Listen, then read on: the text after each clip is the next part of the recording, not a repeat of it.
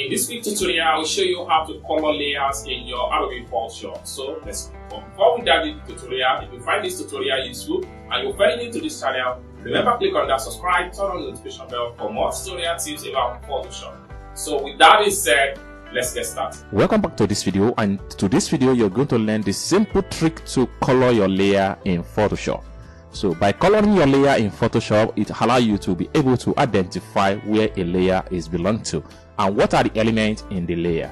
It's as simple as that. So let's dive in.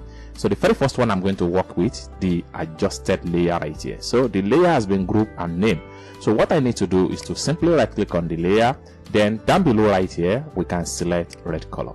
It's as simple as that, and the red color will be automatically updated from the indicate layer visibility.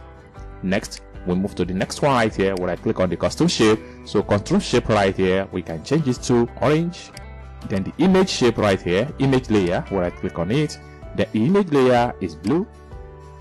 Then shapes and text and shape, right click on it, text and shape is also blue, but in this category I will make sure I put it in green. Then the logo shape right here is orange. I will right click on it and select orange. Finally, the background layer right here, so I'm going to make this background layer. So background layer, then I will right click on it. So the background layer is black, but in this case I will make it gray, so I will have to add it gray. It's as simple as that. So by default you should be able to identify your layer by color and where a layer particular an element is belong to. So this is a simple step by step and tricks on how to color your layer in Adobe Photoshop.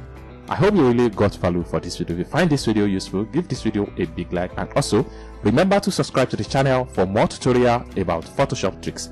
Thank you so much for watching, and I hope to see you in my next video. Bye for now.